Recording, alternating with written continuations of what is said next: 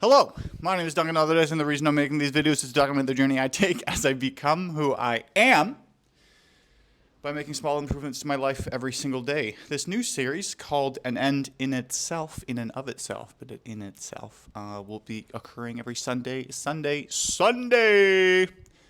Except when I don't. Last time I didn't because my mother was up, so then I didn't make this. But today, my mother is not up. She is down, back home. Not down. I don't know geographically where she is relative to my current location. But what I do know is her immediate physical presence is not within reach. End of that sentence. I'm back. It's been 2 weeks since I made one of these. 2 weeks have been a good, fun 2 weeks. What to talk about? Plenty of things to talk about. Okay, well, we're going to talk about this first thing, which is work-related. Yesterday, I went into work on a Saturday, worked for a lot longer, figured it out. No, I think the thing that I'm thinking about is that I had a conversation with the CEO. He came down. And basically it was because I don't have a deal yet, which is frustrating and scary because it is a sales job. Kind of need to produce sales to keep the job. But essentially the conversation was going that like my manager was seeing improvements. And that like so long as like I continue to make progress forwards, that I had a bit of success early, then had a bit of a dip. But so long as I'm making progress and moving forward up, that there will be a space for me on the team, which was nice and encouraging. And because it gives me that the strength and certainty that like it's not like my job's on the line all the time, or like, and that source of stress isn't useful. But then makes me feel secure in the position. Now, that doesn't mean just become relaxed and don't do anything. No. But it just is at least a sign of explicit confirmation that I'm valued and wanted there. So that's that. Also, when my mom came up, we found this thing, which was like, I don't know, it takes a picture of your eye and then it makes a fucking like it's a cool thing, but it's like there's a picture that could be like this one right here, except imagine just your iris or pupil. No, your pupil's the black thing and your iris is the entire thing. I actually don't know the answer, whether the answer to that question is that thing that I just said with confidence. Iris. What does Dr. ChatGPT say? Iris can mean a few different things. Eye, the colored part of your eye that controls the size of the pupil. Okay, cool. So it is a picture of your iris. I'm going to get one. It's cool. There's one that was just like a circle. It could be like fucking this massive thing on the wall. Super cool. Now, it costs like $2,000, but $2,000 isn't that bad. Isn't that bad of a price. For like an eye, it's a super fucking cool thing. Strange, but at the same time, super cool. But so that's the thing that I'm going to do is work towards. But first step is get a deal. Now, I had a bunch of good calls last week. And I think what I'm figuring out is that I've figured out how many emails I need to send in order to book a certain amount of calls. And once I have that certain amount of calls, then that produces opportunity. I'm getting a deal this month. Like I've decided that's what's happening. Like it just, that is what is happening. And I'm going to behave in the way that is necessary in order for that to happen, but I believe I have the skills required in order for me to make it so. Because there was like 4 calls I had on Wednesday of last week that went really, really, really, really, really well. Now, okay, one of them, there's like a key thing there. Thing doesn't integrate with the HRs of the hospital systems that we're working with. So that's a big red flag, but the strategy is to see what are they doing for the future, to see if there's a spot maybe that opens up in the future. We don't know. And another one. I want to talk about something else. I'm going to talk about, what did I do today? The new supplement that I've been taking. Oh, I went for a run. I did 13.212 kilometers in, hold on, let me just check. In 1 hour, 7 minutes, and 31 seconds, which is actually pretty slow. But what was funny is that because I felt sluggish, and by the end of the run, I felt I wasn't doing as much as I...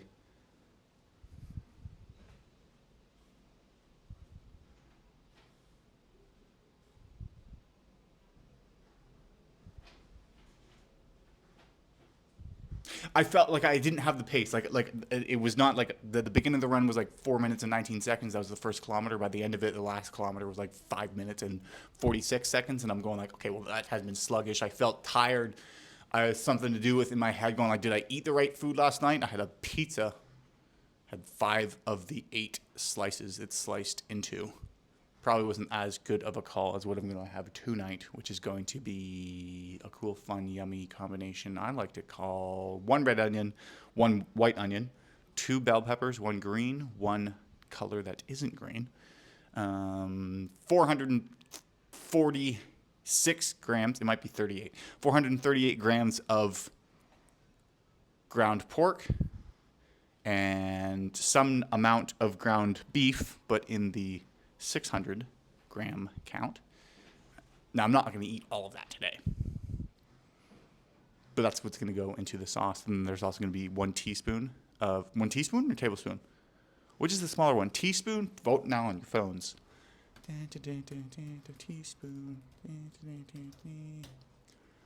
Teaspoon. 1/3 of a tablespoon. So it was a teaspoon. 1 teaspoon of Himalayan sea salt, pink Himalayan sea salt. 1 teaspoon, right? Teaspoon of turmeric. 1 teaspoon. Let's go look at the ingredients. There's going to be a bunch. Ow! I just banged my elbow on the fucking door frame. 1 teaspoon of allspice. That's where that pan is. What are you doing up there? What are you doing up there? This is my favorite pan. Look how big it is. It's so big, but it's so shallow. It's so shallow. But so I put a bunch of sauce in there. Well, no, the sauce, olive oil. That's the word I'm looking for. And then a bunch of spices. The spices make it taste so nice. Oregano, turmeric, curry powder, sage, tarragon, whatever this herb-looking thing is. Then saute that up. Also has a jalapeno spicy tapenade. Apparently tapenade is usually made with olives. What else can I talk about? Oh, that's a fucking thing that I wanted to say, is because I was looking at the budget that I've been tracking to track my spending and all that cool fun stuff. But last month, July, correct, yeah, July was the last month, was the first month since 2024, May of 2024, according to my spreadsheet. That might be further back, but May of 2024, in which I did not spend $1 on alcohol. So that was pretty fucking cool. When I saw that, I was hyped. I was like, yo, I've been trying to do that for a while. For a hot minute. Over a year. A couple years now. 3 years. More than 1 year. But so that was a cool accolade thing to have accomplished. Also, the fucking, what did I went for a run today. The Viewmaster, which is the psilocybe cubensis in combination stacked with, there's like red ginseng, raw Peruvian cacao, ginkgo bonito, a bunch of other sort of things.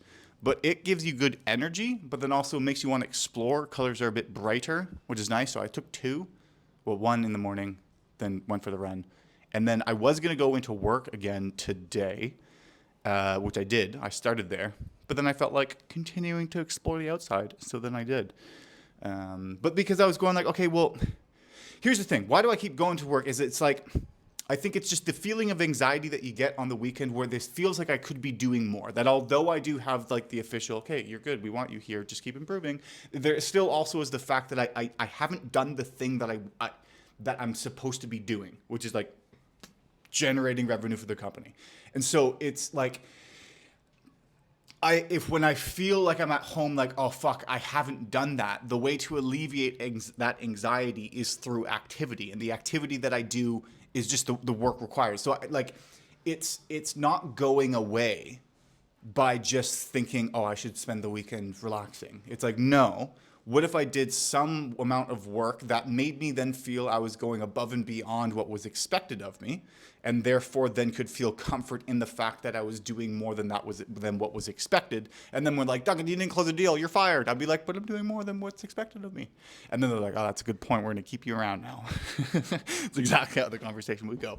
But that way I can actually sort of do that. I didn't end up doing that today, but it also is just, I think now I know. I think the tough part, because it's a new-ish job. I mean, it's 4 months in, so it's not that new. But I mean, the grand scheme of things, if you look at it from a perspective of a 40-year career or like just a 40-year timeline, it's a tiny little job. Tiny little job. It's not even a, what is 1 divided by 40? 4 would be 10%, so 2.5%. So then a third of 2.5% would be 4 months of that. What's a third of 2.5%? No cheating by using a calculator. You have to do it in your head. Hold on. It's not 1.25. Is it 0.75? 0.75 times 2 is 1.5. Times 2 is 2.25. No, it's not that one. But that one's close. Okay, hold on. 0.8. No, that doesn't feel right. 0.8 is going to get you to 2.4. Oh, so it's 0.83333333333333. That's annoying. 0.8333% of a 40-year timeline, which is the tiny little. That's a tiny little drop. That's not even. It's not even 1%. Okay, so I can relax. I have time. No, what am I trying to say? I forget where I was originally going with this. I think it was the fact that because I'm still exploring what it is, I don't have my system just like documented. I know it's this step and this step and this step and this step and this step. I know some of the steps, kind of, and I'm getting closer to approximating what those steps would look like, but I'm still in the process of figuring out what those steps are and tracking them so that when it's like, okay, bang, deal has closed, then it's like, perfect. What do we do now? It's like retrace all of the steps that led to the inception of this particular deal and then document, formalize, itemize that into a list, proceduralize that, bang, and then repeat. Do it again until it happens again. And then when you do it again until it happens again, and it does happen again, repeat that same fucking process and see what was concurrent. I think I just wanted to use that word. What was consistent across both occasions. And then it's like, okay, well, maybe there's 17 steps or I don't know, 200 million steps in this one. And then the second time it happens, there's only 175 million. It's like, oh shit, that's so many steps. But overlapped between the two, there's only about 50 million steps, which are overlapped. So then it's like, okay, turns out that there might not be necessarily 200 million things that need to happen in order for this particular outcome to occur. But what we can see is that there are consistent 50 million things that have to occur. And when I have a clear understanding of that, then I can practice, rinse, and repeat those particular things in order to increase the likelihood of the desired outcome that I do have to occur, by ensuring that whenever I'm in those situations, I never fail to do those consistent things that have been present in every successful scenario where that outcome has occurred. You know what I mean? So then it's like, but right now I'm still trying to figure out the fucking, like it's still foggy. It's like I have a low resolution understanding of what it is that I'm doing. More detail, more pixels. It's becoming more enhanced, brighter colors, higher saturation, fucking getting that 4-star. How many Michelin stars are there? I think it's only 3. 1, 2, 3. Yeah, we're going to go with 3. I could look it up, but I think I'm just right. There are 3. There are 3 Michelin stars. That's the most you can have. 3 Michelin stars in terms of the process that I'm trying to do. And so it's scary. Because when you don't know where you are, the feeling you get is anxiety. Like, that's just what happens. It's like, I don't know where I am. That's why I'm feeling anxious. I don't know what to do. Anxiety. You freeze. Fuck. Where the fuck am I? You know? Well, it's like you need a map, and I'm trying to map out what that actually is. And it's the type of role where I have to figure that out for myself. There is some support, but it's not as... It's a more complex process than or their teaching style is, I don't know. I think it's just not as transactional or simple, or there's more things to conceive of than can simply be expressed through one script to say and one action.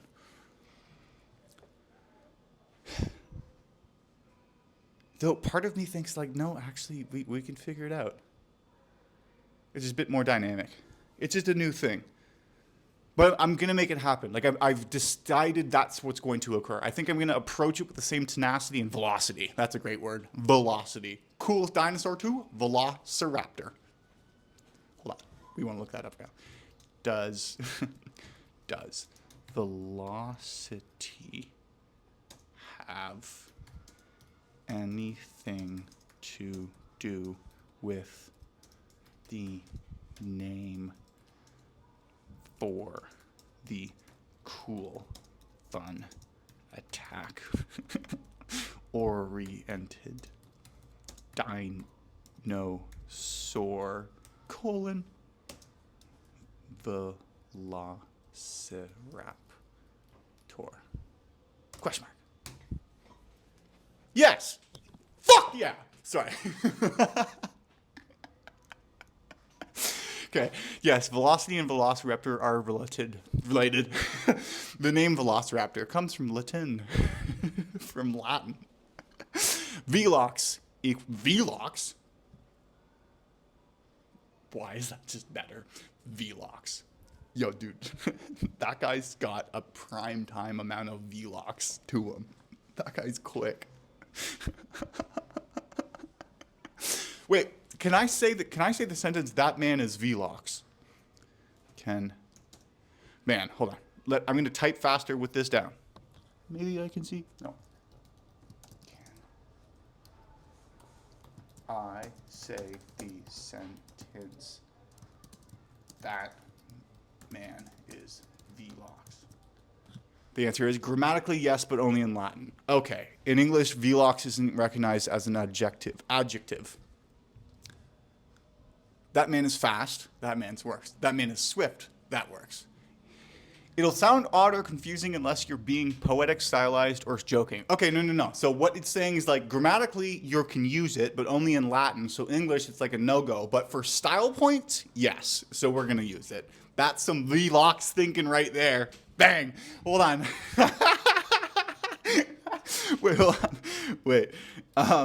Does Velox mean quick?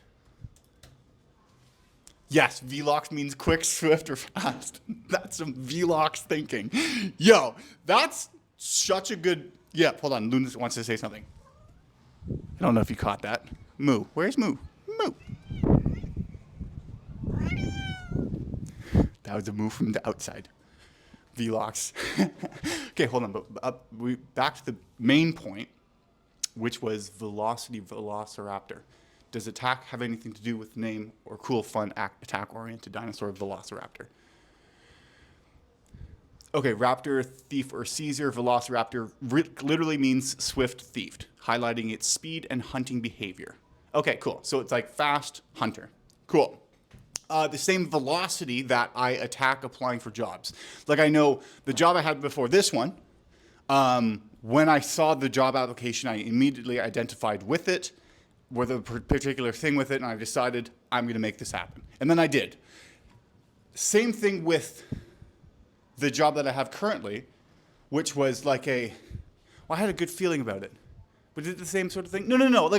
I was going like, oh no, this is the job I want. Yes, that's what it was, because I had more than one option for this particular round of applying because I had more experience. But I decided that it was going to be I decided that it was my favorite in terms of the ones that I had as options available, and ultimately got it. Ultimately, actually, I turned down a different one, which felt bad, sad. I felt bad doing it. But I'm just going to approach it with the same sort of mentality. But that was the thing. The thing was the fact that it's like not just like manifestation. I thought it was going to happen, and then I made it happen. Like, it's not just I'm going to sit here think I'm getting a deal this month. No, it is that if we look specifically at the other job, like the job application is the best situation to use this as an analogy to describe and then extrapolate those particular principles and ideas and philosophies. No. Lessons onto this particular stage. Because, okay, the first one, like 2 jobs ago, whatever, like I said I was going to get it, and then I put effort into the application. Then I read the full job description, job posting, and there was a post at the bottom where it was like, says, we were curious who applies and reads these, like, say this particular person sent you, which I did.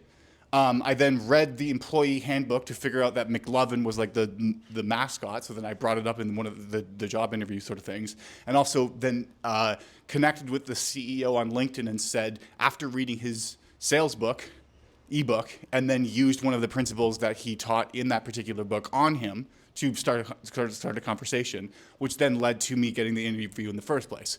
So I think it's just more, if you abstract out all of the actual behaviors that I did and look at those alone, independent of my belief and saying that I was going to get that job, no one would be surprised if someone said, oh, you did all of those three things, and then more on top of that you then got that job. Like, it's like, okay, yeah. So is it the fact that I said I was going to get it that made me get the job? Or the fact that I said I was going to do it, and that then oriented my behavior towards the environment, towards this particular goal, such that those particular behaviors were what followed?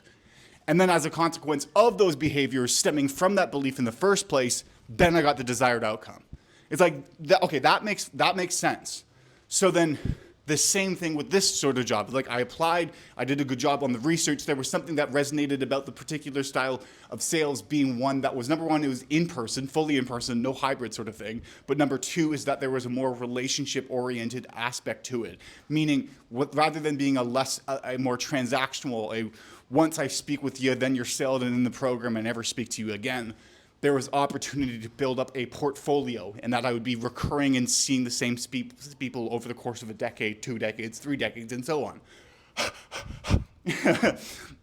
And so it was like, yes, that resonates with me. Put effort into doing something, showed up, showed up to the interview prepared, but with also the what was it? There was the filling out an application. There was something I had to do where, after the interview with this manager, then I had to kind of describe and formalize, like on a paper, why I liked the job, why I would be a good fit, essentially. So then putting effort into that. And then also like consulting, it was like practiced with my mom, but like practiced, what would they be saying? What are they looking for? How to sort of show up? Like again, the point that I'm concluding and getting to is the fact that while my belief was this is the job I want, it aligns with what I'm looking for, it didn't stop there, but that belief drove the behavior and actions necessary for me to then acquire the target I had set after with that initial belief I had in the first place. I think that sentence worked. So what if I just use that same fucking thinking style of going like, I'm going to get a deal this month. Like, I'm getting a deal this month. Like, that's happening. That's happening. What follows from that is integral to the realization, or the opposite of the word realization, of that goal. Or dismissal, or disintegration. Is responsible for the realization of the goal. Going like, I do have the skills. Like, am I going to carry myself as though I have done this before, that I am capable of this, that I am worthy of this, that my conception of reality is the leading indicator of the reality that will come from that. That reality just hasn't caught up to the way I'm seeing things, but it will. That if I, what do you call it? That if that's how I show up, if I cold call the CEOs of companies that are attempting to help hospitals improve, like if I cold call them not as asking for permission, but more going like, no, I'm the man who knocks. Right? No, but that, like, I have something of value, not so much like. I think it's just more if I carry myself as confident that yes, there's a purpose specifically why I'm reaching out. It's not just I'm fucking saying words. Like, you want to have this conversation. I'm not just like the other cold callers you'll dismiss. Or doing the email reach outs that have been working at a high enough volume with a degree of specification in order to get pre-scheduled appointments on my calendar, and then preparing for those such that I can appear educated and informed within the space and therefore perceived as an authority, and instill enough, I'm not convincing at this stage that the person needs to buy, in as much as I am just demonstrating reasonable doubt that they have enough information to make a decision. Because if they don't have enough information to say no, it doesn't mean yes, but it means they can take a step closer. And then that's the call that they have, like part of the next step, which is the point of the role that I'm doing right now. Yeah. Is my mic working? It is. So I prepared.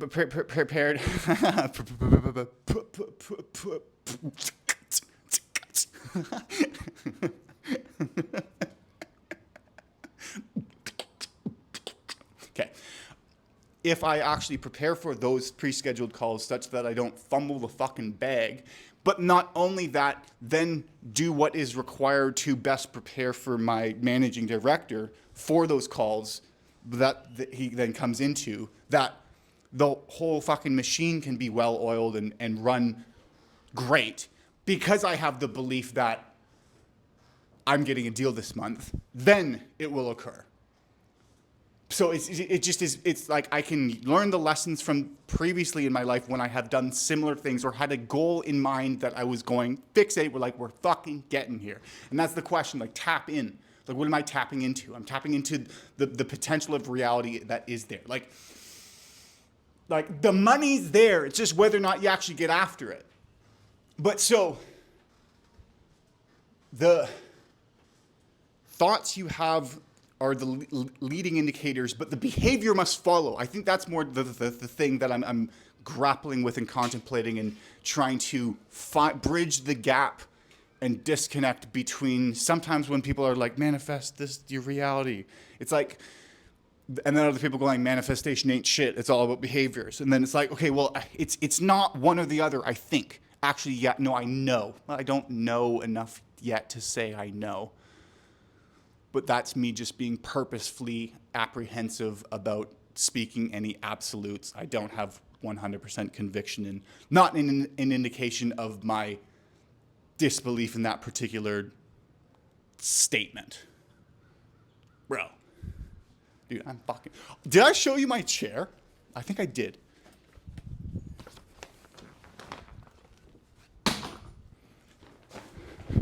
It's the best chair in the entire universe. Woo.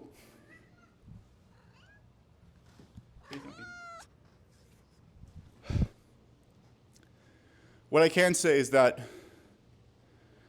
the beliefs you have about the world become the world you find yourself believing in. And it's not because your mind has this supernatural ability to, independent of direct interaction with that world, change it, but more, we are creatures that possess the capacity to allow our ideas to die instead of ourselves. And with that capacity, we also are capable of conceiving of better realities than the ones we find ourselves immediately in, and taking the actions necessary, doing what is required to make that particular vision congruent with the reality we find ourselves immediately thrown into.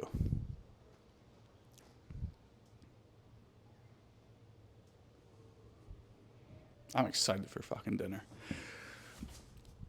With that said, Clementine Club, thanks for sticking around as always.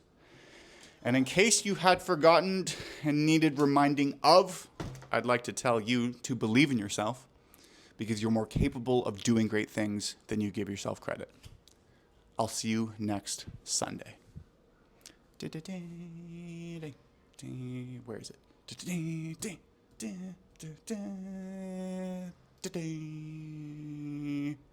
Done. That was a good one. No, that one was good. Bang! 30 minutes on the dot.